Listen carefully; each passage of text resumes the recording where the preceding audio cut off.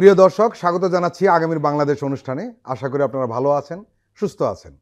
আজকে আমাদের সঙ্গে অতিথি হিসাবে রয়েছেন খাজা মাইনুদ্দিন, সিনিয়র সাংবাদিক ও কলামিস্ট, রয়েছেন রেজাউল করিম রনি, চিন্তক ও রাজনৈতিক বিশ্লেষক। আপনাদের দুজনকেই স্বাগত। আমরা শুরুতেই যাব খাজা মাইনুদ্দিনের কাছে। আপনি নিশ্চয়ই জানেন যে সাধারণ নির্বাচনী আইন সংশোধনের আগে ইসি একটি খসড়া প্রস্তাব তৈরি করে, তারপর আইন মন্ত্রণালয়ে তা ভেটিং করে, পরে মন্ত্রণালয়ের মাধ্যমে মন্ত্রিসভার বৈঠকে উপস্থাপন করা হয়। মন্ত্রিসভা অনুমোদন করার পর সংসদে বিল তোলা হয়। তবে সবসময় ইসি যেভাবে প্রস্তাব করে সেভাবে আইন পাশ হয় তা নয়। মন্ত্রিসভা বা সংসদ এখানে কিছুটা পরিবর্তন আনতে পারে।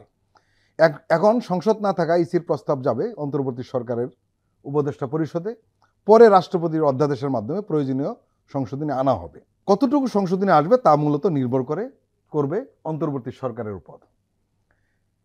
এবং সোমবার ইসির একটি বৈঠক হয়েছে। সেই বৈঠকে যেটা আমরা বলি আইন গণপ্রতিনিধিত্ব আদেশ আরপিও, কিছু প্রস্তাব অনুমোদন করা হয়েছে। এর মধ্যে একটি বড় প্রস্তাব সেটা হলো আইন প্রয়োগকারী সংস্থার সংজ্ঞা যেটা বলা হয়েছে তাদের প্রস্তাবে, সেটি হলো সেনা, নৌ এবং বিমান বাহিনী যুক্ত করেছে ইসি। এবং এই আইনে যদি এটা যুক্ত হয় শেষ পর্যন্ত, তাহলে তিন বাহিনীকে নির্বাচনের দায়িত্ব দিতে আলাদা কোনো আদেশের প্রয়োজন হবে না, সবসময় এটা হয়ে যাবে। এছাড়া আরেকটা প্রস্তাব তারা করেছে, সেটি হলো যে সশস্ত্র বাহিনীর সদস্যরাও পুলিশের মতো ভোট কেন্দ্রে দায়িত্ব পালন করতে পারবেন এবং বিনা পরোয়ানায় গ্রেপ্তার করতে পারবেন। এর মানে হলো নির্বাচনী দায়িত্বে সশস্ত্র বাহিনীর ক্ষমতা বাড়ছে। বিষয়টি আপনি কিভাবে দেখছেন? আধুনিক সমাজে সশস্ত্র বাহিনীর ভূমিকা অনেক বেশি পরিবর্তিত হয়েছে। মধ্যযুগে এবং 20th সেঞ্চুরিতেও সেনাবাহিনীকে বা সশস্ত্র বাহিনীকে আমরা যুদ্ধের মধ্যেই দেখতাম, কিন্তু যখন থেকে সিভিল ওয়ারে সেনাবাহিনীর ভূমিকা অনেক ক্ষেত্রে মধ্যস্থকারী বা পিসকিপিং মিশনে অন্তর্ভুক্ত হয়েছে এবং অনেক ক্ষেত্রেই ডোমেস্টিক সিভিল ওয়ার বা দেশের অভ্যন্তরে যে গৃহযুদ্ধ হয় সেটা নিবারণ করতে, আমি রিপিট করছি শব্দটি নিবারণ, যে সবসময় যে যুদ্ধের গুলি করে নিয়ন্ত্রণ করা তা না, নিবারণে সেনাবাহিনী বা সশস্ত্র বাহিনীর একটা ভূমিকা থাকে। সুতরাং সেনাবাহিনীর ভূমিকা ব্যাপকভাবে যুদ্ধের কনটেক্সটে ব্যাপকভাবে পরিবর্তিত হয়েছে। আর দেশের অভ্যন্তরে শান্তি শৃঙ্খলা, কোনো জরুরি ঘটনা ঘটলে বা ন্যাচারাল ক্যালামিটি হলে তখন তো সশস্ত্র বাহিনীর ভূমিকা থাকেই। সুতরাং এইখানে যে পরিবর্তনটি আনা হয়েছে আমার কাছে মনে হয় যে কনটেক্সচুয়ালি এই কারণে আনা হয়েছে, সেটা হচ্ছে যে পুলিশ বাহিনী ব্যাপকভাবে মোটামুটি ধ্বংসের মুখোমুখি ছিল বাংলাদেশে। 5ই আগস্ট 2024 পর তো পুলিশ বাহিনী কার্যত ছিলই না। কিন্তু যেহেতু পুলিশ বাহিনীকে কেউ মানে তার ইফেক্টিভনেস সুষ্ঠু নির্বাচনের ক্ষেত্রে সেটা নিয়ে প্রশ্ন ছিল, সেই কারণে সশস্ত্র বাহিনীকে অন্তর্ভুক্ত করে আনা। আরেকটা, যেহেতু সশস্ত্র বাহিনীর ভূমিকাও ব্যাপকভাবে আধুনিক যুগে পরিবর্তিত হয়েছে, সেজন্য আমি মনে করি যে ন্যাচারাল ক্যালামিটিতে কোনো কোনো ক্ষেত্রে উন্নয়ন কর্মকাণ্ডে সশস্ত্র বাহিনীকে যদি শান্তিপূর্ণ কর্মকাণ্ডের জন্য প্রশাসন বা সিভিল অ্যাডমিনিস্ট্রেশনের অধীনে আনা হয়, তাহলে মানে সমস্যা কি আছে। আর এইবার ইলেকশনে এর মানে কি আপনি একটা ইতিবাচক হিসেবে দেখছেন? কিছুটা ইতিহাসের দেশের কারণটাও বলি। ধরুন বাংলাদেশের এখন পর্যন্ত 91 সনের ইলেকশনটাকে আপনার সবচেয়ে পিসফুল, সবচেয়ে সুষ্ঠু এবং অবাধ নির্বাচন ধরা হয়। সেই নির্বাচনটি হয়েছে আনসার দিয়ে। সেখানে তো সশস্ত্র বাহিনী এবং পুলিশেরও দরকার পড়েনি, বিকজ অ্যাটমসফিয়ারটা ওরকম ছিল যে মানুষ মেনে নিয়েছে ইলেকশনটা সুষ্ঠু হবে। এবং যারা পার্টি ছিল তখন বিএনপি, আওয়ামী লীগ এবং অন্যান্য পার্টি, তারাও ধরে নিয়েছে যে নির্বাচনটি সুষ্ঠু হবে এবং প্রত্যেকেরই সম্ভাবনা আছে। এবারে যেহেতু একটি বড় জোটের বিরুদ্ধে গণবিস্ফোরণ হয়েছে, আওয়ামী লীগ এবং মহাজোটের বিরুদ্ধে, একটি রাজনৈতিক গোষ্ঠী রীতিমতো ধ্বংস হয়ে গেছে। অন দ্য আদার হ্যান্ড, যে রাজনৈতিক গোষ্ঠীগুলো এখন আছে তারা অত্যাচারিত ছিল গত 1.5 দশকের বেশি সময় ধরে, এবং নতুন পলিটিক্যাল ফোর্স আবির্ভাবের চেষ্টা চলছে। সে অবস্থায় মানুষ ভোট দিতে উদ্গ্রীব, এটা একটা সত্য, কিন্তু ভোট কেমন হবে, আইনশৃঙ্খলা বাহিনী ধ্বংসের মধ্যে ছিল, ভায়োলেন্স হবে কি না, কিছু কিছু কনফিউশন আছে এবং সামাজিক যোগাযোগ মাধ্যমের কারণে মানুষ তাদের দ্বিধাদ্বন্দ্ব প্রকাশও করেছে। সেই কনটেক্সটে আমি বলবো যে সশস্ত্র বাহিনীকে অন্তর্ভুক্ত করার সিদ্ধান্তটি ইতিবাচক হতে পারে এখন পর্যন্ত আমার কাছে মনে হচ্ছে। রেজাউল করিম রনি, ইসির বৈঠকে আরপি সংশোধনের আরও কিছু প্রস্তাব দেওয়া হয়েছে, যেটা আমরা আলোচনা করছিলাম যে সশস্ত্র বাহিনীকে আরও বেশি ক্ষমতা দেওয়া হচ্ছে। এখানে আরও কিছু মৌলিক বিষয় আছে যেটা অতীতে ছিল না, যেমন কোনো আসনে একক প্রার্থী থাকলে না ভোটের ব্যবস্থা রাখা। এর মানে বিনা প্রতিদ্বন্দ্বিতা নির্বাচন হওয়ার সুযোগটা থাকছে না। ভোট বন্ধে নির্বাচন কমিশনের ক্ষমতা বাড়ান, হলফনামা মিথ্যা তথ্য দিলে তদন্ত করে প্রার্থিতা বাতিল হবে এবং নির্বাচিত হওয়ার পরেও সংসদের মেয়াদ থাকলেও আইনের আওতায় আনা হবে সেই ব্যক্তিকে যে ভুল তথ্য দিবে। শুধু সংসদ সদস্যপদ বাতিল হবে এটাই নয়, সে কেন ভুল তথ্য দিচ্ছে তারও শাস্তি হবে। আরেকটা বিষয় কিন্তু আসছে, যেটা অতীতে ছিল, সেটা নির্বাচনী কর্মকর্তাদের শাস্তির বিধান স্পষ্ট করা। আর ইলেকট্রনিক ভোটের মেশিন যেটা ইভিএম ব্যবহারটা, এটা সম্পর্কিত সব বিধান বাদ দেওয়া হয়েছে, মানে এটা আর কখনোই আনা হবে না। এই যে কিছু মৌলিক বিষয় আনা হয়েছে, এই বিষয়গুলিকে আপনি কিভাবে দেখছেন? জি, দুইটা জিনিস। প্রথম কথা হলো যে এখানে আমরা বিগত দিনে হাসিনা কিন্তু নির্বাচনমুখী ছিল, যে কথাটা আমি বলি, উৎসব মুখর পরিবেশে নকল গান বাজে কি সুন্দর নির্বাচন করতো, খালি ভোটটা থাকতো না। এটাকে বলে ভোটবিহীন নির্বাচনের সংস্কৃতি হাসিনা চালু করছিল।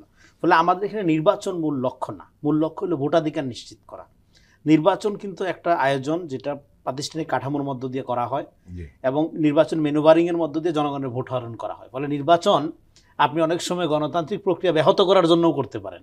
মানে নির্বাচন হলেই গণতন্ত্র আপনার সবসময় যে রিস্টোর হয়ে যাবে ব্যাপারটা ওরকম না কিন্তু। ফলে একটা অর্থবহ নির্বাচন ডিপেন্ড করে জনগণের ভোটাধিকার নিশ্চিত করার মাধ্যমে। এখন ভোটাধিকার নিশ্চিত করার প্রক্রিয়াগুলোর ক্ষেত্রে আপনি যে কথাগুলো বললেন, এখানে সবচেয়ে গুরুত্বপূর্ণ ব্যাপার আমার কাছে মনে হয় যে আপনার নির্বাচনের যে নির্বাচনী কর্মকর্তা যারা, তাদের শাস্তির বিধান রাখা। আইন মানুষ মানবে এটা আশা করা বোকামি। আইন মানুষ না মানলে তেমন বড় কোনো সমস্যা হয় না। যদি আইন অথরিটি মানে, অটোমেটিক মানুষ মানুষ মানে বলে না, সাধারণ মানুষ তো দুর্নীতিপ্রবণ, মানুষের চরিত্র খারাপ। এটা চরিত্র খারাপ ফ্রম রুট থেকে হয় না, এটা শুরু হয় উপর থেকে। একটা দেশে অরাজকতা, বিশৃঙ্খলা, অনৈতিকতা এগুলো বিস্তার লাভ করে যখন অথরিটি মানে কর্তৃপক্ষ যাকে বলে বাংলায়, সে যখন আইন মানে না। ফলে কর্তৃপক্ষকে যদি আপনি অ্যাকাউন্টেবল করতে পারেন, আইনের আওতায় আনতে পারেন, শাস্তির আওতায় আনতে পারেন, সেইটা একটা বড় রকম পরিবর্তন। এটা হলো 5 তারিখের পরে আমরা যে ধরনের রাজনীতিতে ফিরতে চাই তার একটা লক্ষণ। এটা এই প্রস্তাবনার মধ্যে দেখা যায়, মানে এটা কার্যকর হইলে পরে বোঝা যাবে এটার রেজাল্টটা কী দাঁড়ায়। আর একটা হলো যে এখানে আমাদের নির্বাচনটা, এই নির্বাচনটা খুবই এক্সট্রা অর্ডিনারি একটা কন্ডিশনের মধ্যে আমাদের করতে হবে। কেননা যে সংস্কার প্রস্তাবনাগুলোর কথা আমরা বলতেছিলাম, সেই সংস্কার প্রস্তাবনাগুলোর মধ্যে প্রায় 80% প্রস্তাবনা এই সরকারের আমলেই বাস্তবায়ন হওয়া উচিত ছিল। 80%, 20% যেগুলো লম্বা মেয়াদি পরীক্ষা নিরীক্ষার ব্যাপারে সেগুলো ঠিক আছে, সেগুলো আপনি সময় নিয়ে করেন। কিন্তু সেই 80% প্রস্তাবনার মধ্যে কতগুলো আপনি বাস্তবায়ন হয়েছে যদি হিসাব নেন, দেখবেন যে খুবই হতাশাজনক। আমাদের একটা পজিটিভ দিক রয়েছে এজাজুল করিম রনি, সেটা হলো যে নির্বাচন কমিশনে যে সংস্কার প্রস্তাবগুলো দেওয়া হয়েছিল সেটা শুরুর দিকে না মানার একটা প্রবণতা আমরা ইসির মধ্যে লক্ষ্য করেছি, কিন্তু সাম্প্রতিককাল আমরা দেখলাম যে তারা সেগুলো গ্রহণ করছে এবং ইলেকশন শুধু ইসি না, এবং এই যে আরও যে কমিশনগুলো আছে, আমি বলতেছি এখানে 80% প্রস্তাব এই সরকারের আমলেই আপনি বাস্তবায়ন করে পরিস্থিতিটা চেঞ্জ করে জনগণকে দেখান যে অভ্যুত্থানে কি হয়, অভ্যুত্থানে যে পরিবর্তন হয়, ভাগ্যের পরিবর্তন হয়, অবশ্যই রাজনৈতিক অবস্থার পরিবর্তন হয়, অবশ্যই ঐতিহাসিক নব সূচনার উন্মেষ ঘটে, এগুলো সবই হয়। কিন্তু জনগণ তো এই ভারী ভারী কথার দিকে আগ্রহী না। জনগণ আগ্রহী হলো সে ডে টু ডে লাইফে তার সার্ভিসটা ইমপ্রুভ করতে পারছে কিনা, সে এই মুহূর্তে বাজারে গিয়ে স্বস্তি পাচ্ছে কিনা, তার জননিরাপত্তা ঠিক আছে কিনা, হ্যাঁ, তার চাকরি বাকরির ক্ষেত্রে ঘুষ ছাড়া চাকরি করার সুযোগ পাচ্ছে কিনা, তার সন্তানদের শিক্ষা, তার স্বাস্থ্য, এগুলো মানে ডে টু ডে লাইফের যা হয় আর কি। তো সেগুলোর ক্ষেত্রে আপনি যখন পরিবর্তনটা দেখাবেন, তার জন্য তো আপনার বিগত কাঠামো থেকে এই কাঠামোতে এটা উন্নত হয়েছে, মানুষ সার্ভিস পাচ্ছে, এটা দেখার জন্য তো 80% সংস্কার বাস্তবায়ন করে জনগণকে সেবাটা একটু পৌঁছানোর সুযোগ করে দেন, একটা উদাহরণ তৈরি করে দেন। তাহলে না আগামীতে যে সরকারি ক্ষমতায় আসুক তাদের জন্য একটা এক্সাম্পল তৈরি হবে। বা এখানে কিন্তু একটা প্রশ্ন এসছে, আমরা যতটুকু জানি গণমাধ্যম কর্মী হিসাবে, সেটা হলো সরকার কিন্তু যেগুলো আলোচনার দরকার নেই, অধ্যাদেশেরও দরকার নেই, এগুলো নীতি আর কি, আইন নয়, সেগুলো কিন্তু অনেকগুলো বাস্তবায়ন করেছে। কিন্তু সমস্যা হয়েছে এগুলো কাগজে কলম রয়েছে, বাস্তবে আমরা লক্ষ্য করছি না। সরকার কিন্তু সেগুলো বলে দিয়েছে এবং সেগুলো ওকেও করা হয়েছে, কিন্তু কাগজে কলমে হয়েছে শুধু, কিন্তু খুবই গুরুত্বপূর্ণ প্রশ্ন তুলেছেন। তাহলে আমরা যে বলছি 80% বাস্তবায়ন যোগ্য, এখন আপনি বলেন যেগুলো আইন না নীতি, সেগুলো সরকার প্রয়োগ করতে গিয়েও দেখছে যে এটা রেজাল্ট পাওয়া যাচ্ছে না। কেন পাওয়া যাচ্ছে না? এখন এটা যে আপনি বাস্তবায়ন যোগ্য করবেন এবং এটা রেজাল্ট পাওয়ার জন্য আপনার যারা কলিগ, মানে রাজনৈতিক দলগুলো, মানে সরকারের কলিগ, মানে সরকারের অংশীজন যাদেরকে বলি আমরা, তাদের মাধ্যমেই তো এটা ফ্যাসিলিটেট করতে হবে। কিন্তু এখানে প্রশাসনের একটা ব্যাপার রয়েছে। হ্যাঁ, প্রশাসন কাজ করবে না, কারণ আপনি এটা আওয়ামী প্রশাসন। আপনি তো শুধু ক্ষমতা থেকে হাসিনা চলে গেছে, কিন্তু হাসিনা পুরো কাঠামো তো রয়ে গেছে। এখন এই কাঠামো ভেতর থেকে আপনার ভাঙতে হবে, এটা তো বাইরের থেকে ভাঙা যাবে না। ফলে ভেতর থেকে ভাঙার জন্য বাইরের যে আপনার অভ্যুত্থানের ফোর্স, সেই ফোর্সটাকে সক্রিয় করা। এখন এই গভর্নমেন্ট যদি ফেল করে, এটা কালেকটিভ ফেলিওর, আমরা বারবার বলছি। তাহলে এই যে নীতিগুলো, আইনের কথা না শুধু, এই নীতিগুলোই যে আপনার বাস্তবায়ন যোগ্য হচ্ছে না, এটার যে একটা দৃশ্যমান অবস্থা দেখা যাচ্ছে না, তার দায় কে নেবে? তার দায় রাজনৈতিক দলগুলোকে নিতে হবে। কারণ আপনারা যদি মনে করেন রিয়েলি অভ্যুত্থানের পরে একটা গুড গভর্নেন্স বা সুশাসনের দিকে যাবেন, সেই সুশাসনের সূচনা আপনারা নির্বাচনের পরে কেন করতে হবে? রাইট নাও করেন না কেন? রাইট নাও করার ক্ষেত্রে আমি মনে করি এখানে কোঅপারেশনের ঘাটতি আছে, এবং রাজনৈতিক দলগুলোর উচিত ছিল এই কোঅপারেশনটা সরকার এবং জনগণের সাথে ক্ষমতার সম্পর্ক প্রণয়ন করার ক্ষেত্রে, শক্তিশালী করার ক্ষেত্রে তারা ব্রিজ হিসাবে কাজ করার কথা ছিল। তা না করে তারা দেখবেন যে নিজেদের ক্যাবিনেটের দিকে মনোযোগী, তারা ক্ষমতাকে তারা নিজেদের দিকে নেওয়ার জন্য যে যে জিনিসগুলো দরকার সেগুলোর ব্যাপারে খুব আগ্রহী, আলাপ আলোচনা হচ্ছে। জনগণের ব্যাপারটা এখন আন্ডারবেঞ্চ, এটা খুবই আনফরচুনেট। খাজা মাইনুদ্দিন, প্রতিটি নির্বাচনের আগে আমরা লেভেল প্লেইং ফিল্ড কথাটা শুনি, কিন্তু গত কয়েকটি নির্বাচনের সময় দেখা গেছে প্রশাসন, পুলিশ, সরকারি সুযোগ সুবিধা সবকিছু একটি পক্ষের হস্তগত ছিল। এই ব্যবস্থার পরিবর্তন হওয়াটা জরুরি, সবাই মনে করেছে। এবার দেখছি বিএনপি ছাড়া আর প্রায় সব রাজনৈতিক দল লেভেল প্লেইং ফিল্ড বিষয়টি নিয়ে বারবার কথা বলছে। নির্বাচন পরিচালনার জন্য মূল যে তিনটি প্রতিষ্ঠান, প্রশাসন, পুলিশ ও রাজনৈতিক দল, এগুলো সংস্কার নিয়ে কোনো দৃশ্যমান কাজই আসলে হয়নি। প্রশ্ন উঠতেই পারে, তাহলে লেভেল প্লেইং ফিল্ডের কি হবে?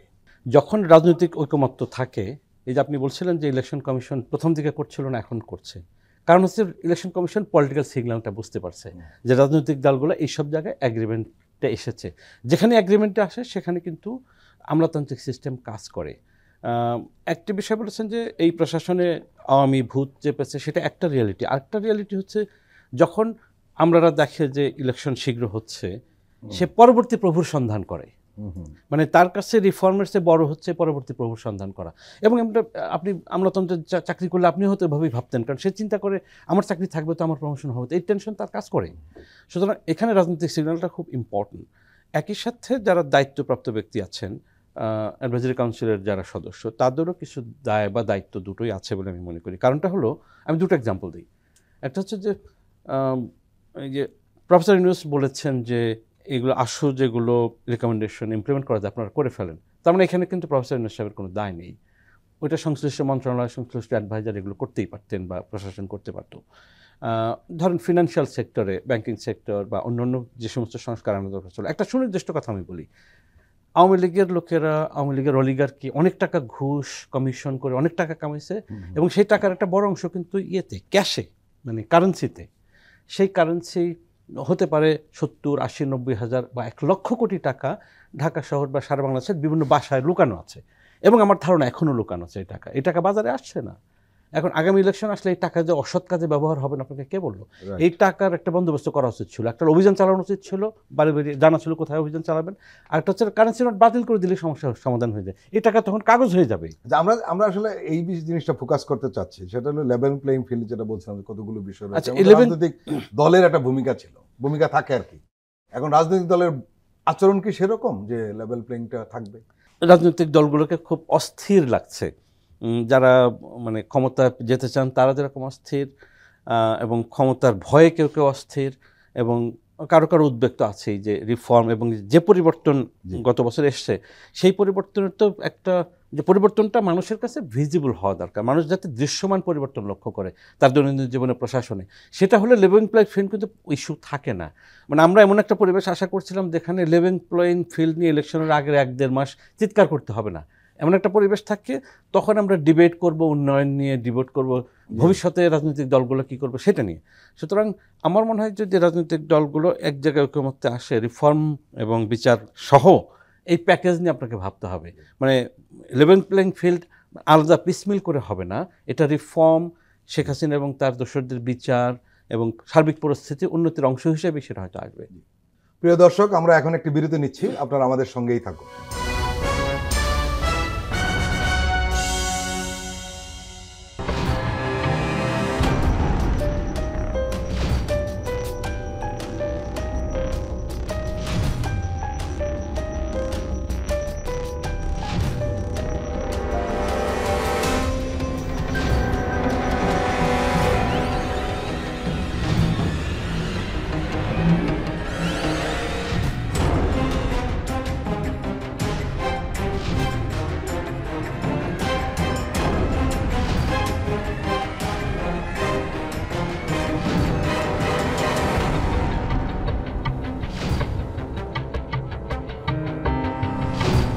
কেমন আছে অর্থনীতি দেখবেন প্রতি সোম ও মঙ্গলবার রাত 10:20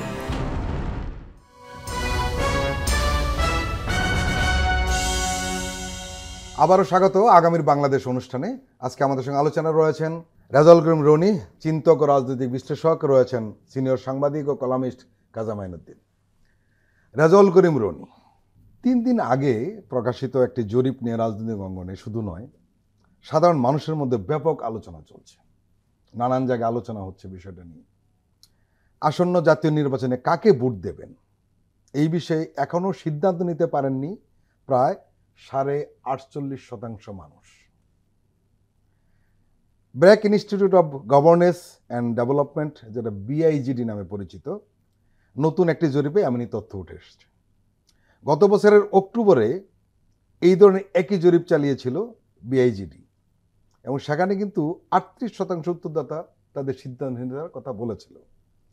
কিন্তু 8 মাসের ব্যবধানে আমরা দেখলাম যে সিদ্ধান্তহীন ভোটারের সংখ্যা বেড়ে প্রায় 10% বেড়েছে আর কি। এই যে আনডিসাইডেড ভোটারের সংখ্যা বাড়লো, কারণ কি? এখানে রাজনৈতিক দলগুলোর সাথে মানুষের যে দূরত্ব, সেই দূরত্বের কারণে কিন্তু একটা অনাস্থা বলেন, অবিশ্বাসের সম্পর্ক তৈরি হয়েছিল, যে কারণে কিন্তু এটা একটা নির্দলীয় বা প্রায় নির্দলীয় রাজনৈতিক প্ল্যাটফর্মের ব্যানারে আন্দোলনটাকে মুভ করতে হয়েছে। এবং মানুষ এটা ট্রাস্ট করছে এই বাচ্চা বাচ্চা ছেলেদেরকে, এই কারণে যে তারা অন্তত রাজনৈতিক দলগুলোর মতো ক্ষমতামুখী হবে না, জনগণের সাথে থাকবে, আমাদের সাথে থাকবে। ফলে তাদের ইমোশনটা জনগণ এবং ছাত্রদের সাথে যেভাবে আপনার একসাথে মার্চ করছে, এই কারণে আপনার অভ্যুত্থানটা হয়েছে। কিন্তু রাজনৈতিক দলগুলো এর আগে 15-16 বছর কিন্তু জামাত বিএনপিকে মানে এক ধরনের পিটায় মারা সংস্কৃতি চালু হয়েছিল। রাইট, হ্যাঁ, শিবির আখ্যা দিয়ে মারা তো একটা কালচারের পরিণত হয়েছিল। মানুষ কেন এইভাবে রিয়েক্ট করলো না, বিশেষ করে মিডল ক্লাস? হ্যাঁ, আমরা জানি শাহবাগের মধ্যে দিয়ে মিডল ক্লাসের এক ধরনের আত্মহত্যা ঘটেছিল, মানে ব্যতিক্রম বাদে, মোটা দাগে আমি বলছি। তো তারপরেও যখন মানুষকে মারা হয় এবং যখন একটা মতাদর্শ বা একটা অনুভূতি উস্কে দিয়ে কাউকে হত্যাযোগ্য করে তোলা হয়, তখন সেই সমাজটারও নষ্ট হয়ে যায়, সেই সমাজেরও একটা ফ্যাসিবাদী রূপান্তর ঘটে। এটা ব্রেখট, বিখ্যাত নাট্যকার, জার্মানটার একটা কথা বলছিল যে শুধু রাষ্ট্র প্রতিষ্ঠান এগুলোরই ফ্যাসিবাদী রূপান্তর ঘটে না, জনকাঠামোরও ফ্যাসিবাদী রূপান্তর ঘটে। ফলে 16-17 বছরে এটা ভোটবিহীন সংস্কৃতির মধ্যে তারা ছিল। ভোটাধিকার, ভোট দেওয়া এগুলোর একটা প্র্যাকটিস, এটা অভ্যাসের ব্যাপার। আরও বেশি ধরেন আপনি, হ্যাঁ, প্রায় 20 বছর ওই অর্থে কোনো মানে কার্যকর নির্বাচন নাই দেশে, ভোট দেওয়ার সংস্কৃতি নাই। ফলে ভোট দেওয়ার ব্যাপারে তার সিদ্ধান্তহীনতা থাকবে, এটা তো খুবই স্বাভাবিক। ভোটের যে জনমিতির কথা আমরা বলছি সেটা কিন্তু বদলে গেছে। রাইট, কারণ হলো প্রচুর নতুন, ধরুন 12 কোটি ভোটার, এর মধ্যে 6 কোটি ভোটার আসলে ঠিকমতো ভোটই দিতে পারে নাই। এর মধ্যে নতুন ভোটার হচ্ছে 54 লাখ। এরা তো এদের দৃষ্টিভঙ্গি আলাদা একেবারে। এই যে 6 কোটি ভোটার, এরা কিন্তু কখনোই কোনো জায়গায় ভোট দেয়নি বা দিতে পারেনি। রাইট, এদের একটা মনোভাব তো রয়েছে নিঃসন্দেহে। ফলে দুই দিক থেকে তাহলে এখানে একটা রাজনৈতিক দলগুলোর সাথে কিন্তু আমরা দেখেন মানুষের 5 তারিখে আমাদের অর্জনটা কি, ধরেন সব ব্যর্থ হইল। প্রথম অর্জনটা হইল সলিডারিটি। আমরা যে প্রচণ্ড দরদ ফিল করলাম একজন আরেকজনের প্রতি। প্রাইভেটের ছেলেটা যে বিশেষ চাকরি নিবে না, কিন্তু জীবন দেওয়ার জন্য যে দাঁড়াইলো, তাদের তো কোটা ছিল না, কোটার দরকারই ছিল না। এই যে সলিডারিটি, এটা হলো আপনার অর্জন। এই সলিডারিটির মধ্য দিয়ে মানুষের প্রতি মানুষের যে মমত্ববোধ, যে ভালোবাসা। হ্যাঁ, আপনি আন্দোলনে যেতে পারছেন না, আপনি 5 তলা থেকে পানি বোতল ফেলতেছেন, খাবারের প্যাকেট ফেলতেছেন, এইটা অভূতপূর্ব সলিডারিটি। এই সলিডারিটিটা আপনার, এটাই অর্জন 5 তারিখের। এখন আপনি নির্বাচনী কাঠামোর মধ্যে গিয়ে একটা গণতান্ত্রিক প্রক্রিয়ার মধ্যে দিয়ে দেশকে আগায় নেবেন।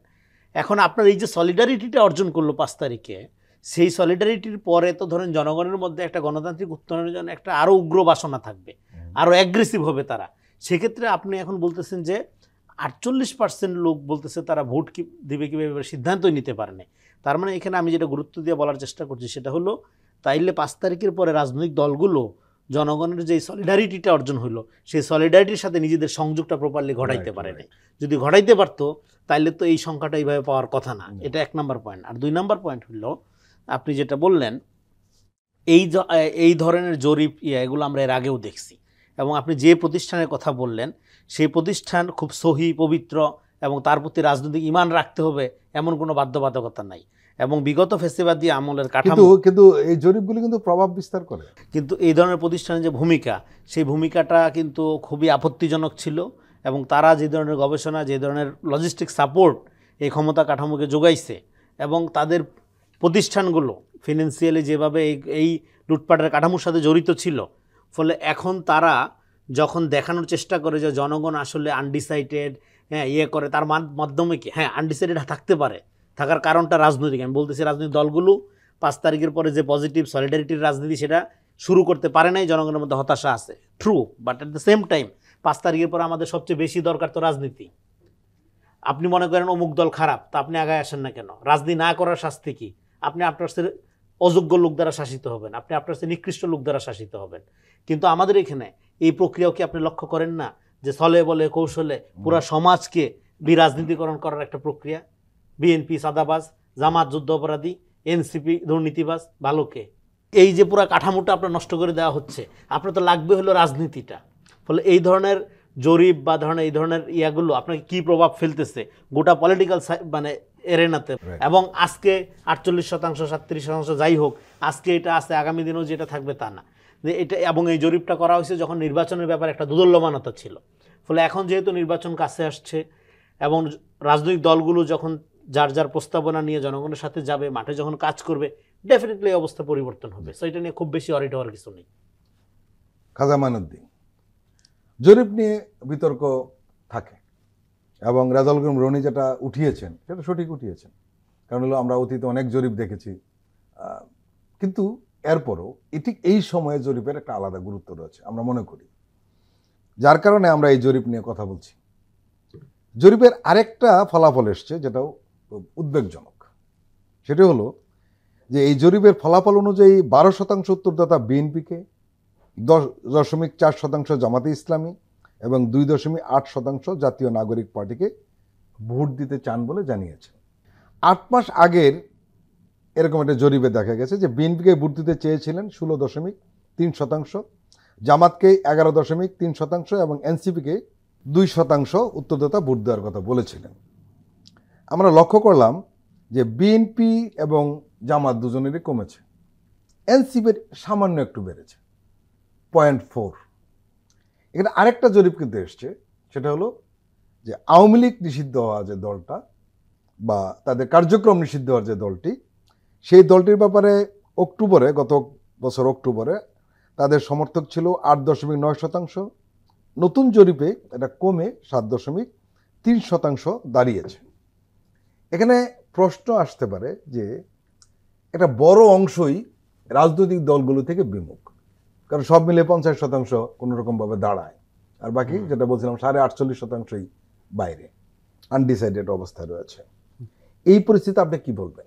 এই জরিপে কোন ধরনের স্যাম্পলিং করছে এটা আমার জানা নেই, এবং প্রথমত আমি মোটা দাগে এটা আমি প্রত্যাখ্যান করি, আমি নাম্বারকে প্রত্যাখ্যান করি, নাম্বারের উপর আমার কোনো আস্থা নেই। কিন্তু জরিপের যে ধরনটা সেটা নিয়ে বক্তব্য আছে, সেটা হচ্ছে যে মানুষ যদি আনডিসাইডেড থাকে তার মধ্যে কি কোনো অপরাধ আছে? কোন কনটেক্সটে তারা আনডিসাইডেড সেটাও বোঝার ব্যাপার আছে।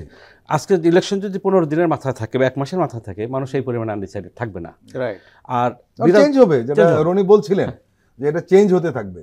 আচ্ছা, আর একটা হলো বিরাজনীতিকরণের একটা অংশ হিসেবে বাংলাদেশের তো এলিটরাও ছিল, গত 20-25 বছরে এলিটরা ছিল, এবং এই বিরাজনীতিকরণ যখন সফল হয় তখন লাভবানকে আমরা দেখেছি।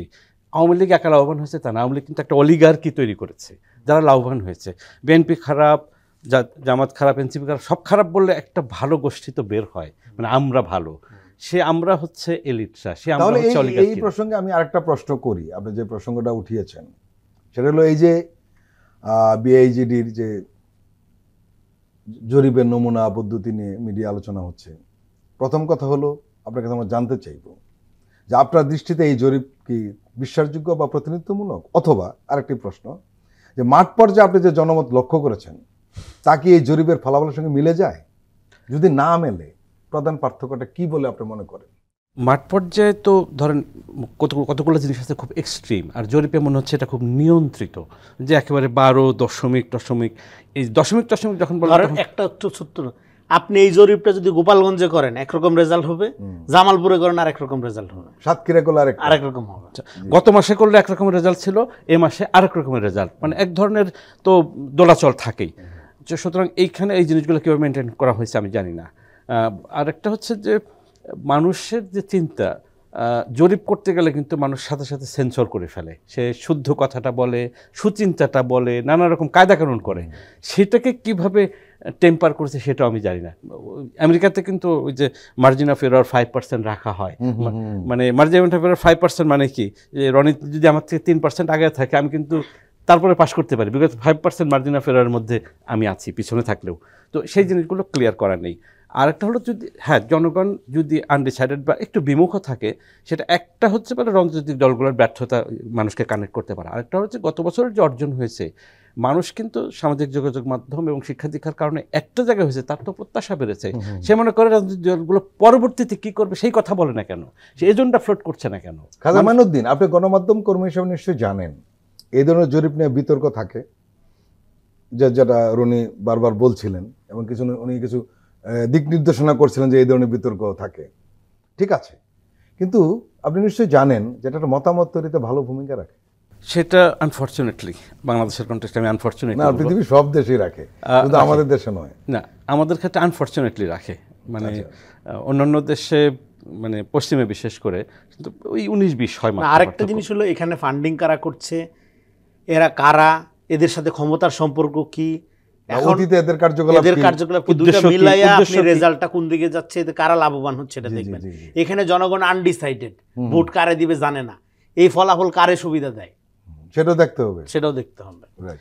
আপনার সে মনে হচ্ছে যে 91 সনে এই জাতীয় জরিপের কথাবার্তা যা আলোচনা ছিল, বাংলাদেশের ওই রেজাল্ট কিন্তু একদম ডায়ামেট্রিক্যালি অপোজিট ছিল একদম। সুতরাং এই জাতীয় খুব বেশি সহি মনে করার কোনো কারণ নাই। আরেকটা হলো যে মানুষ যে তার প্রত্যাশার দোলাচলে থাকবে, এটা থাকাই তো উচিত। যে অনেকে বলে যে এনসিপি, জামাত, বিএনপি এখন ঐক্যমত্য বা একেবারে একমত থাকে না কেন? একমত না থাকাই তো দরকার, কিছু কিছু ক্ষেত্রে ডিবেট করা দরকার। এটাই তো ডেমোক্রেসির বিউটি। আপনি দেখবেন মোটা দাগে ফ্যাসিবাদ বিরোধী জায়গায় তারা ঐক্যমত্যে আছে কিনা, জাতীয় সংহতিতে তারা ঐক্যমত্যে আছে কিনা, এই মোটা জায়গায় দেখে তারপরে তো তাদের ভিন্ন ভিন্ন পলিটিক্স থাকবে। শেখ হাসিনা তো ওই ভিন্নতা বা যে ডিসেন্ট, যেটা সেই ডিসেন্ট ধ্বংস করার জন্য তো 1.5 দশক ধরে কাজ করেছে। এখন তো আমরা ভিন্ন মতের বিতর্ক দেখতে চাই, কিন্তু জাতীয় অগ্রগতি, জাতীয় সংহতি, ন্যাশনাল সিকিউরিটি, সলিডারিটি, এই জায়গায় ঐক্যমত্য থাকবে বলে আমরা আশা করি। রনি, সুজনের একটা জরিপে কিন্তু এর মধ্যে প্রকাশ হয়েছে, এবং সেখানে আমরা দেখলাম যে দ্বিকক্ষ বিশিষ্ট আইনসভা চায় 69% মানুষ, উচ্চকক্ষে সংখ্যানুপাতিক প্রতিনিধিত্ব যেটা পিআর পদ্ধতিতে আসন বন্টন চান 71% মানুষ, একই ব্যক্তি একই সঙ্গে প্রধানমন্ত্রী, দলীয় প্রধান ও সংসদ নেতা হতে পারবেন না এমন প্রস্তাবের পক্ষে একমত 87% মানুষ, 89% মানুষ চায় এক ব্যক্তি 2 মেয়াদের বেশি প্রধানমন্ত্রী থাকতে পারবেন না। জাতীয় সাংবিধানিক কাউন্সিল গঠনের পক্ষে, যেটা বিএনপি বাতিল করে দিয়েছে, 80% মানুষ এর পক্ষে বলেছে। আরেকটা বিষয় খুব মারাত্মক, সেটা 90% মানুষ চাঁদাবাজ কিংবা অপরাধের দণ্ডপ্রাপ্ত এমন ব্যক্তিদের যাতে দলে না নেয় সে ব্যাপারে মতামত দিয়েছে। আপনার দৃষ্টিতে রাজনৈতিক দলগুলো এই জনমতকে আসলে কতটা গুরুত্ব দেবে? না, এখানে যে জিনিসগুলো, এখানে জরিপ, এটার জন্য জরিপের দরকার হয় না। মানে ধরেন এখানে যে পয়েন্টগুলো আসছে এটা সাধারণ মানুষের আকাঙ্ক্ষা, এবং এই আকাঙ্ক্ষাটা অভ্যুত্থানের আগের থেকেই মানুষের মধ্যে তৈরি হয়েছিল। 2বারের বেশি প্রধানমন্ত্রী এটাও ছিল, এটা 4 নম্বর ছিল এটা। যাই হোক, কিন্তু এখন যেটা হচ্ছে যে আপনার এখানে জন আকাঙ্ক্ষার ব্যাপারে দেখেন, রাজনীতিতে আমরা যেটা মনে করি যে পলিসি মানে উপর থেকে নিচের দিকে যাবে, কিন্তু অভ্যুত্থানে যেটা হয় কি, মানে ক্ষমতার পুরো ফ্রেমটা চেঞ্জ হয়ে যায়। ক্ষমতা উপর থেকে নিচের দিকে ফাংশন করে, আর অভ্যুত্থানের পরে নিচের থেকে উপরের দিকে ফাংশন করে, কারণ ক্ষমতাটা জনগণ নিজের হাতে নিয়ে নেয়, মানে আপনার শাসকের পতন ঘটানোর পরে। কিন্তু আমাদের এখানে ক্ষমতার এই পতন ঘটানোর পরেও কোনো না কোনোভাবে আবার এলিট শ্রেণী ক্ষমতার মধ্যে চলে গেছে। ফলে আমাদের এই মডেলটার থেকে বাইরে হইতে হবে পাওয়ার ক্যাপচার্ড বাই এলিটস। তো ফলে এখানে যে আপনার অভিব্যক্তির প্রকাশ আপনি দেখলেন, এই প্রত্যেকটার মধ্যে জনগণের যে কনসার্নটা, মানে প্রত্যেকটার মধ্যে যে রিডিংটা আমরা নিতে পারি, এই যে জনগণ চায় না একটা বিশেষ শ্রেণী, বিশেষ গ্রুপ, বিশেষ দল ক্ষমতাটা এককভাবে কুক্ষিগত করে রাখুক, এই পুরা পয়েন্টগুলোর মধ্যে পরিষ্কার। এখন জনগণ যদি, মানে জনগণের এই চাওয়াকে পাশ কাটিয়ে রাজনৈতিক দলগুলো যদি মনে করে যে আমি জনগণের ভোটেই ক্ষমতায় আসলাম, হ্যাঁ, এবং আপনার ব্যাপক মেজরিটি নিয়ে ক্ষমতায় আসলাম, আসার পরে আমি নিজেকে ক্ষমতাশীল মনে করব, ক্ষমতার মালিক মনে করব, তখন কিন্তু এই যে জনমত যেটা যে প্রতিফলনটা দেখতেছি, জনগণ যেটা চায় সেই আকাঙ্ক্ষার বাইরে আপনি গিয়ে রাজনীতিটা করলেন, এবং সেটা জনগণের মুখোমুখি আপনাকে দাঁড়ানো নিঃসন্দেহে মানে একটা সুযোগ কিন্তু জনগণ আপনার পেয়ে যাবে, মানে আপনাকে তাদের মুখোমুখি তারা দেখতে পাবে। কেননা আপনার ক্ষমতার মডেলটা 5 তারিখের পরে কি হবে, ক্ষমতার সাথে জনগণের সম্পর্ক যেটা, সেটা কায়েম করার জন্য এখানে রাজনৈতিক দলগুলো কেবলমাত্র স্বেচ্ছাসেবকের ভূমিকা পালন করবে। কিন্তু আপনি এই স্বেচ্ছাসেবকের ভূমিকা যে পালন করবে এইটাই প্রত্যেকটা মেসেজ। চাঁদাবাজের ব্যাপারে 90% কেন 100% লোক চাঁদাবাজ তো রাজনৈতিক দল দূরের কথা, তার তীর সীমানায় দেখতেছে না সে। হ্যাঁ, রাজনীতি কেন সে কোথাও দেখতে চায় না, সমাজও দেখতে চায় না, পরিবারও দেখতে চায় না। হ্যাঁ, ফলে এরকম যে বিষয়গুলো, সেই বিষয়গুলোতে আপনি যখন রাজনৈতিক দল হিসাবে আপনি ফেল করবেন এই জন আকাঙ্ক্ষা বা জনগণকে এম্পাওয়ার করার ব্যাপার বা জনগণকে ক্ষমতায়িত করার চেয়ে নিজের দলকে ক্ষমতায়িত করার দিকে মনোযোগী হবেন, জনগণ প্রতিরোধ গড়ে তুলবে, একদম অ্যাবসলিউটলি প্রতিরোধ গড়ে তুলবে। এই আকাঙ্ক্ষা, এটা জরিপের কোনো দরকার নেই আমি বলতেছি এখন, কারণ এই জরিপও বিশ্বাসযোগ্য না। চাঁদাবাজের ব্যাপারে 90%, 10% লোক চাঁদাবাজি চায়, এটা বিশ্বাসযোগ্য হতে পারে যারা চাঁদাবাজে জড়িত, সেটা 10% হবে না, একটা দেশে 10% লোক চাঁদাবাজে জড়িত থাকে না। হ্যাঁ, তো আপনার তার মানে কি, আপনার এখানে একটা মোরাল স্ট্যান্ডার্ড আমাদের ঠিক করতে হবে। রাজনৈতিক দলগুলো তাদেরকে বুঝতে হবে, দেখেন এতদিন রাজনীতি হয়েছে ক্ষমতামুখী, এখন রাজনীতিটা হবে ফিলেন্থ্রপি অ্যাজ পলিটিক্স, জনসেবাই রাজনীতি। এখন জনসেবা করার জন্য আপনার একটা বিশাল স্যাক্রিফাইস করতে হয়। যে লোক মনে করবে 50 কোটি টাকা দিয়ে নমিনেশন কিনবে এবং 500 কোটি টাকা চুরি করবে, তার রাজনীতি করার দরকার নেই। এই মডেলটা থেকে আমাদের বের হইতে হবে। সেই মডেলটা থেকে বের হওয়ার ক্ষেত্রে রাজনৈতিক দলগুলোর ভেতরে একটা সংস্কার দরকার ছিল। সেই সংস্কারটা জনগণ দেখতে পাচ্ছে না বইলেই জনগণ এই যে রায়গুলো নিচ্ছে, এই যে অবস্থানগুলো নিচ্ছে, সেটা রাজনৈতিক দলগুলোর ক্ষেত্রে কোনো কোনো ক্ষেত্রে 100% বিরুদ্ধে গিয়ে দাঁড়াচ্ছে।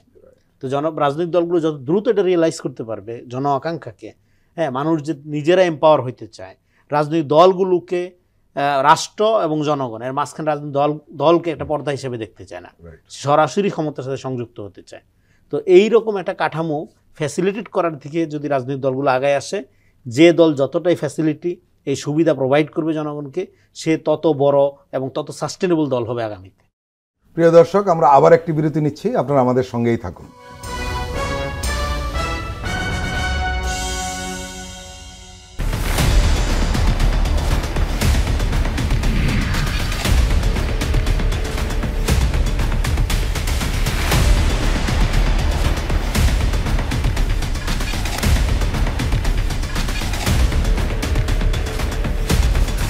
নিপীড়নের স্মৃতি, প্রযোজনা মোহাম্মদ হাসান রিয়াদ ও গোলাম মোর্শেদ। দেখবেন প্রতি শুক্র ও শনিবার সন্ধ্যা 7টায়।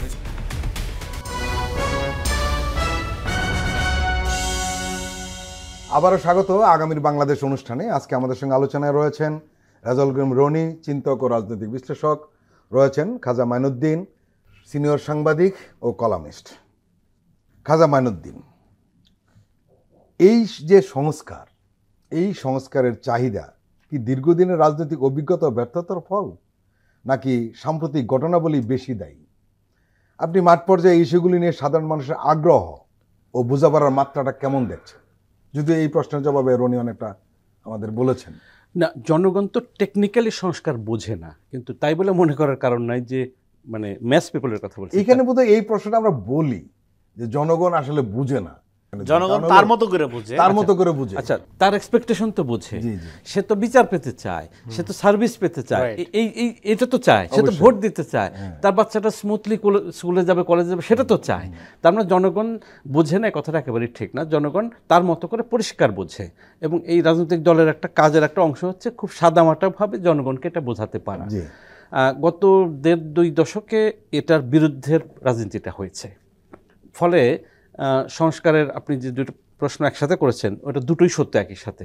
একটা হলো দীর্ঘদিনের রাজনৈতিক সংস্কার এবং ডিসসার্ভিস দিয়েছে যে রাজনৈতিক দল হিসেবে রুলিং পার্টি আওয়ামী লীগ ডিসসার্ভিস দিয়েছে। মানুষ তো ডিসসার্ভিস পেতে চায় না, সার্ভিস পেতে চায়।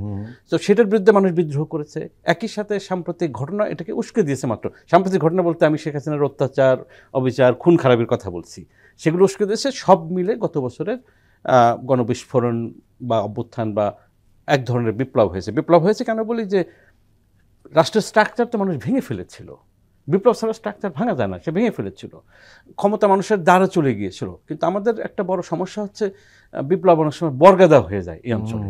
তো যে বর্গা দেওয়ার প্রক্রিয়ার মধ্যে এখন রাজনৈতিক দল এবং অন্যান্য যারা স্টেক হোল্ডার তারা যদি ভলান্টিয়ারের ভূমিকা পালন করে বা বলে যে ঠিক আছে আমি মধ্যস্থতাকারীর ভূমিকা পালন করব, জনগণের ক্ষমতা জনগণের কাছে দেব, তাহলে এই ধরনের সিচুয়েশন তৈরি হয় না। যে এক্সপেকটেশন তৈরি হয়েছে মানুষের ভিতর, নির্বাচনী ফলাফল যাই হোক না কেন আগামী রুলিং পার্টি বা আগামী সংসদের উপর কিন্তু চাপ থাকবে জনগণের, যাতে তারা প্রো পিপল গভর্নেন্স এনশিওর করে। রেজাউল করিম রনি, আপনি যে কথাটা বলছিলেন ওই প্রসঙ্গে আরেকটু আমরা একটু জানতে চাইবো আপনার সঙ্গে। সেটি হলো যে জরিপগুলো এটা কোনো এজেন্ট কিনা, এজেন্ডা সেট করা কিনা, এরকম একটা প্রশ্ন তো আপনি উঠিয়েছেন। আমরা দেখলাম যে মিডিয়া জরিপের ফলাফল প্রকাশ করে এবং তারা খুব যথেষ্ট এর প্রেক্ষাপট বা সতর্কতা দিকটি লক্ষ্য করে কিনা আমরা ঠিক জানি না। কারণ হলো এই জরিপটি যে প্রশ্ন উঠেছেন, যে জরিপটি কারা করেছে, কারা অর্থায়ন করেছে, এই জরিপের সঙ্গে কারা জড়িত, অতীতে তারা কি করেছে এই জরিপ নিয়ে, সেই বিষয়গুলো কিন্তু আমরা মিডিয়াকে দেখি না। যে জরিপের ফলাফলটা দিয়ে দেয় শুধু সেটাকে তারা হেডলাইন করে একটা নিউজ করে দেয়। এই কারণে কিন্তু আমরা জরিপের প্রেক্ষাপটটা বোঝা কঠিন। আমার প্রশ্ন হলো এর মানে মিডিয়া কি সঠিক দায়িত্ব পালন করছে? না, দেখেন বাংলাদেশের মিডিয়া তো দাঁড়াই নেই দেখে এখানে ফ্যাসিবাদ কায়েম হয়েছিল। মিডিয়া আমাদের এখানকার ফ্যাসিবাদটা তো অ্যাট দ্য সেম টাইম এটা প্রোটেক্টেড বাই মিডিয়া। তো সেক্ষেত্রে আমাদের 5 তারিখের পরে আমাদের মিডিয়ার চরিত্র চেঞ্জ হয়েছে। ওরে 5 তারিখ দুপুর থেকে ও বলছে তারেক রহমানের বক্তব্য প্রচার করতে, ও নিজ দায়িত্বে করছে। মিডিয়া মানে গণমাধ্যম না, মিডিয়া মানে প্রচার যন্ত্র। মিডিয়া বললে আগে বলি গণমাধ্যম, নো, এটা হলো প্রচার মাধ্যম, এটা কখনো গণবিরোধীও হতে পারে। তো ফলে এইটা তো একটা লম্বা সময় ধরে গণবিরোধী প্রক্রিয়ার মধ্যেই ছিল। আর একটা কথা হলো যে আমাদের এখানে মিডিয়াটা কেন গণবান্ধব হতে পারে না, তার একটা বড় কারণ হলো আমাদের ইস্টাবলিশমেন্ট। আমাদের ইস্টাবলিশমেন্ট মোটা দাগে 2-4টা বিচ্ছিন্ন ব্যতিক্রম বাদে এইটা 100% করাপ্ট বা করাপশনের পার্টের অংশ আকারে এক্সিস্ট করে। হ্যাঁ, এই করাপ্ট ইস্টাবলিশমেন্টের ভিতর দিয়ে যে মিডিয়া দাঁড়ায়, তো তারকে গণমাধ্যম বলাটাই তো অন্যায়, তাকে তো গণমাধ্যম বলাই যাবে না। তো ফলে সেদিক থেকে আমাদের এখানে গণমাধ্যম ওই অর্থে গইরেই ওঠে নেই। গণমাধ্যম গড়ে ওঠার জন্য দেখবেন যে আপনি ধরেন ইন্ডিয়ার কথা যদি বলি, পাকিস্তান, নেপাল, এগুলো বলা যাবে, প্রচুর ছোট ছোট ইন্ডিপেন্ডেন্ট মিডিয়া এবং তাদের জনমত বা ওপিনিয়ন তৈরি করার capacity huge level, the Wire, scrolling, হ্যাঁ, দ্য প্রিন্ট। কিন্তু আমাদের এখানে দেখবেন শুধুমাত্র ইন্ডাস্ট্রিয়াল স্কেলে বিগ আপনার করাপ্ট এস্টাবলিশমেন্টের পার্ট আকারে একটা মিডিয়া রাখা হয় এবং সে খবর দেয় এবং এই খবরগুলো দেওয়ার মধ্য দিয়ে সমাজকে তারা ডিভাইডেড করে। মিডিয়ার একটা বড় কাজ হলো পলিটিক্যালি এডুকেটেড করা। 54 বছর পরে আমাদের দেশের মানুষ পলিটিক্যালি এডুকেটেড না, দলান্ধ। নিজের দলের সমালোচনা করলে এখনো চিন্তা যায়। আমরা ইদানিং লক্ষ্য করছি তারেক রহমানের সমালোচনা করা যাবে না, আমিরের জামাতের সমালোচনা করে যাব না, রেগে যায়। আপনি জামাতের সমালোচনা করবেন, আপনার গালাগালি করবে। আপনি তারেক রহমানের সমালোচনা করবেন, আপনাকে গালাগালি করবে। তো এটা তো হওয়ার কথা না। তার মানে কি পলিটিক্যাল এডুকেশন নেই? পলিটিক্যাল এডুকেশন থাকলে যেটা হয়তো এই সমালোচনার একটা কালচার আপনার এখানে তৈরি হতো, সেটা সমাজেও নাই, সংস্কৃতি নাই, সাহিত্যেও নেই। আপনি কাব্য সাহিত্য করেন, আপনার বন্ধু আপনার প্রশংসা করবে, মহাকবি বানাবে, অথচ পাশের দেশের লোক আপনারা চিনবেই না, কোনো খবর নেই আপনার। তো এই যে মূর্খতা উৎপাদনের একটা ইন্ডাস্ট্রি, এটাই তো মিডিয়া। এবং সেখানে সিলেক্টিভ ওই ব্লকের অমুক আলো, তমুক স্টার, তমুক কণ্ঠ, তমুক মত, এই যে আপনার বিভাজন, হ্যাঁ, এবং তাদের গৃহপালিত কিছু বুদ্ধিজীবী। এটা আপনার এই যেটা এটা সন্দীপন চট্টোপাধ্যায় একটা কথা বলছিল খুব সুন্দর। সেটা হলো মিডিয়াগুলো করে কি, আপনার কতগুলো এই সিজন, বিভিন্ন সিজনে রেস খেলা হয়তো, কলকাতার লোকজন তো আগে রেস দেখতো সব, ওই বিভিন্ন ঘোড়া ছাড়ায়, ঘোড়া আনে, রেসের মৌসুম আসলে এই ঘোড়াগুলো ছোটায় দেয় তারা। তো মিডিয়াগুলো এরকম রেসের ঘোড়া হিসাবে কিছু পালিত বুদ্ধিজীবী, সাংবাদিক, লেখক এগুলো পালে। এবং এই ধরনের ক্রিটিক্যাল মুভমেন্টে, যেই মুভমেন্টগুলো একটু ধোঁয়াশা তৈরি করে বা একটু ধরেন যে খুবই ভোলাটাইল মুভমেন্ট থাকে না পলিটিক্সে, রাজনীতি, সমাজে, তখন এই বাজির ঘোড়াগুলো তারা ছোটায় দেয় মিডিয়াগুলো। এবং সেই বাজির ঘোড়াগুলোর জন্য বিভিন্ন রকম রসদ, এই জরিপ, তমুক প্রতিফলন, তমুক প্রোপাগান্ডা, এগুলো তমুক রেটরিক্স, হ্যাঁ, নানা কিছু তখন তারা হাজির করে। ভুয়া তথ্যের একটা ধরেন ইন্ডাস্ট্রি গড়ে তোলে তাদের করার জন্য, এবং একটা ন্যারেটিভ পলিটিক্স তারা করে। এবং এই ন্যারেটিভ পলিটিক্সটা আপনি যদি চিন্তা করেন, এই ন্যারেটিভ পলিটিক্সটা অলওয়েজ এখানের পিপুলকে ডিভাইডেড করে। প্রগতিশীলতার নামে, অসাম্প্রদায়িকতার নামে এটা নানাভাবে করা হয়।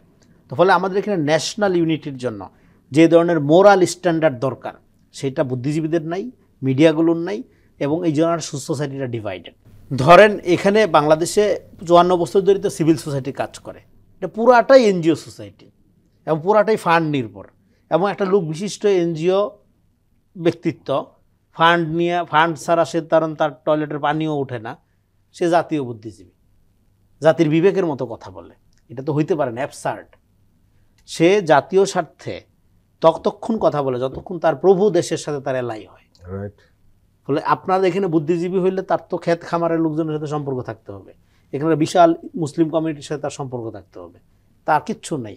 হ্যাঁ, তা সে দৌড়াদৌড়ি করে এম্বাসিগুলোতে, সে দৌড়াদৌড়ি করে তার ডোনারদের এখানে, তারপরে সে কিছু মিডিয়া তাকে এমনভাবে পোর্ট্রেট করে সে জাতির বিবেক। ফলে এই যে গণবিরোধী বুদ্ধিজীবিতা, তার সাথে মিডিয়ার যে আপনার এই যে আপনার একটা কে বলে নেক্সাস, হ্যাঁ, এই হানিমুন, এই দুইটা মিলে আমাদের এখানে মূর্খতার একটা সংস্কৃতি তৈরি হয়েছে। এই মূর্খতা মানে পড়াশোনা করে নাই তা না, এই মূর্খতা হইল সত্যকে অস্বীকার করার যে প্রবণতা, চিন্তা, হ্যাঁ, মানে গণবিরোধী চিন্তাকে মেইনস্ট্রিম করার জন্য, হ্যাঁ, নিজের সত্যের বিরুদ্ধে গিয়ে মানুষ মূলত ন্যায়পরায়ণ, কিন্তু ধান্দার কারণে মানুষ অন্যায়ের সহযোগী হয় এবং তখন অন্যায়কে লজিক্যালি জাস্টিফাই করার চেষ্টা করে, হ্যাঁ, যেটাকে বলে সন্ত্রাসবাদী যুক্তিবিদ্যা, যেটা আমরা শাহবাগে দেখছি বুদ্ধিজীবীরা করছে। ফলে বাংলাদেশে মিডিয়া শুধু না, মিডিয়া মতামত তৈরি করে, সংস্কৃতি তৈরি করে, কিন্তু মিডিয়া খোদ নিজে যে সংস্কৃতি চর্চা করে এটা ফ্যাসিবাদী সংস্কৃতি, এটা আওয়ামী সংস্কৃতি। ফলে মিডিয়ার নিজের মতাদর্শ আগে চেঞ্জ করা দরকার, তাইলে না ও যে মতাদর্শ প্রডিউস করে, ও যে মতাদর্শ তৈরি করতে চায় সেটা পরিবর্তিত হবে। যতক্ষণ পর্যন্ত সে তার নিজের, হ্যাঁ, আপনার গ্লাসের মধ্যে যদি ময়লা পানি থাকে, হ্যাঁ, আপনি যতই শুদ্ধ পানি ঢালার চেষ্টা করেন, ময়লা পানি তো আপনি সার্ভিস দিবেন বা সার্ভ করবেন। ফলে আগে নিজের ভাণ্ডটা পরিষ্কার করতে হবে। ময়লা পুষ্কুনিতে গোসল করে আপনি যদি পবিত্র হইতে চেষ্টা করেন হবে না, পুষ্কুনি আগে পরিষ্কার করতে হবে। ফলে মিডিয়া যদি মনে করে তারা গণমাধ্যম হয়ে উঠবে, তার প্রথম কাজ হলো এই যে এতদিনের যে ফ্যাসিবাদী ট্রেডিশন, এতদিনের যে ক্ষমতামুখী করাপ্ট ইস্টাবলিশমেন্টমুখী যে তার যাত্রা, সেখান থেকে নিজেকে মুক্ত করে রিয়েলি জনগণের মুখাপেক্ষী হওয়া। খাজা মাইনুদ্দিন, একটু অন্য প্রসঙ্গে যাই, সেটি হলো যে আমরা লক্ষ্য করছি যে আওয়ামী পরিবারের দুর্নীতির খবর যতই দিন যাচ্ছে ততই নতুন নতুন খবর পাচ্ছি, অবাক করার মতো। এবং দুঃখজনক হলেও সত্য, এই খবরগুলো আমরা আসলে পাচ্ছি বিদেশি মিডিয়াতে, যেটা রনি বলছিলেন যে আমাদের মিডিয়াতে সেই খবরগুলো আমরা পাচ্ছি না। আপনি জানেন যে লন্ডনের যে ফিনান্সিয়াল টাইমস পত্রিকাটা প্রথম আওয়ামী লীগের পরিবারের দুর্নীতি, বিশেষ করে টিউলিপ সিদ্দিকের দুর্নীতি নিয়ে প্রথম রিপোর্ট ছাপে। পরবর্তী সময়ে গার্ডিয়ান, টেলিগ্রাফ এরা ব্যাপক রিপোর্ট প্রকাশ করে। সবশেষ ফিনান্সিয়াল টাইমস একটা রিপোর্ট করেছে যেখানে তারা বলেছে যে ব্রিটেনের এমপি টিউলিপ সিদ্দিকের বাংলাদেশি নাগরিকত্ব আছে, এবং এই যে তার নাগরিকত্ব রয়েছে এটি দুর্নীতি দমন কমিশন জানিয়েছে ফিনান্সিয়াল টাইমসকে। এবং ফিনান্সিয়াল টাইমস একটা খবর একজন বললেই তো তারা আর এটা ছাপবে না, তারা তাদের মতো করে খোঁজ নিয়েও এর সত্যতা পেয়েছে। কিন্তু আপনি নিশ্চয়ই জানেন এই টিউলিপ সিদ্দিকী বারবার বলছিলেন মিডিয়ার প্রতি যে উনি ব্রিটিশ নাগরিক, বাংলাদেশের নাগরিক নন। এবং যখন পূর্বাচলের প্রসঙ্গ আসলো তখনই আসলে এগুলো বের হওয়া শুরু করলো। আপনার কাছে আমার প্রশ্ন, এই শেখ পরিবার সবাই দুর্নীতিতে জড়িয়ে গেল কেন? একজন লোক আমরা খুঁজে পাচ্ছি না যে দুর্নীতির বাইরে রয়েছে। না, এটা তো কালচারের অংশ ছিল। মানে বাংলাদেশ আওয়ামী লীগ এটা শেখ হাসিনা এবং তার পরিবারের প্রপার্টি, এটা তো আপনি অস্বীকার করতে পারছেন না। মানে দেশটাই, গোটা দেশটা তারা প্রপার্টি মনে করেছে। শেখ হাসিনা স্টেটমেন্ট দিয়ে বলেছেন আমার বাবা এই দেশ স্বাধীন করেছে। সুতরাং এটা তো একটা চট দখলের রাজনীতির মতো। এবং শেখ হাসিনা আপনি খেয়াল করবেন যে ওই বরিশালের মেয়র একজনকে একবার দিচ্ছে, আবার হাসনাত আবদুল্লাহর এক ভাইকে আরেকবার দিয়েছে। মানে একটা চাঁদাবাজি বা তার কিছু মানে উপহার ডিস্ট্রিবিউশনেরও এক ধরনের ব্যালেন্স তৈরি করছে, কারণ তার তো বেনিফিশিয়ারি বেসড গভর্নমেন্ট ছিল, বেনিফিশিয়ারি বেসড পলিটিক্যাল কালচার ছিল। সুতরাং তার পরিবারের ওই বেনিফিট না দিলে তো থাকবে না, এবং এটা তো তাদের অধিকার হিসেবে দেখেছে। আমি যেভাবে দেখছি ওনারা তো সেভাবে দেখেননি। ওনারা দেখছেন যে এই দেশ আমরা স্বাধীন করেছি, আমরা গভর্ন করব। উনি শুধু বলার বাকি রেখেছিলেন যে এটা কিয়ামত পর্যন্ত আমরা সবসময় একটা রাজতন্ত্র হওয়া দরকার, ওইটা বাদে বলা বাদে বাকি সবটাই কিন্তু করেছেন। সুতরাং ওইটা তাদের কালচারের অংশ হিসেবে সেই জিনিসটি করেছেন। আর আপনার প্রশ্নের একটা ইন্ডিকেশন আছে বাংলাদেশের মিডিয়া কেন রিপোর্ট করেনি। বাংলাদেশের মিডিয়া তো এই প্রসেসের কোলাবোরেটর ছিল। ধরেন আমাদের গণমাধ্যম সংস্কার কমিশনের ফাইন্ডিংসও এসছে যে একজন টেলিভিশনের অ্যাপ্লাই করেছেন লাইসেন্সের জন্য, তিনি বলেছেন যে উনি আওয়ামী লীগকে সার্ভ করবেন, সেই জন্য উনি কিন্তু অ্যাপ্লাই করেছেন। তারপরে ওই সংস্কার কমিশনের আরেকটা রিপোর্টে এসছে যে মিডিয়াতে যে ইনভেস্টমেন্ট হয়, media is the only area যেখানে কিন্তু ইনভেস্টমেন্টের সোর্স জিজ্ঞেস করা হয় না। সো আপনি কালো ধলো যে ধরনের টাকা পয়সা আছে এটা ইনভেস্ট করা হয়, এই সোর্স যদি আপনি জিজ্ঞেস করেন সাথে সাথে তো যে এস্টাবলিশমেন্টের কথা রনি বলছেন, সেই এস্টাবলিশমেন্ট নিয়ন্ত্রণ হয়ে যাবে যে আপনি টাকা পেলেন কোথায়, সেই টাকা মিডিয়াতে আসলো। এবং একই সাথে আপনার রিক্রুটমেন্টের ইস্যু আছে, যে আপনি যদি অসৎ লোক মিডিয়াতে রিক্রুট করেন সে তো অসৎ কাজটি করবে। সুতরাং আমার মনে হয় যে এটাও রিফর্ম প্রক্রিয়ার মধ্যে আনা উচিত। খাজা মাইনুদ্দিন এবং রেজাউল করিম রনি, আপনারা দুজনেই আমাদের দীর্ঘ সময় দিলেন, আপনাদেরকে আন্তরিক ধন্যবাদ। ধন্যবাদ। প্রিয় দর্শক, আজকের অনুষ্ঠান আমরা এখানে শেষ করছি। আপনারা ভালো থাকবেন, সুস্থ থাকবেন। আল্লাহ হাফেজ।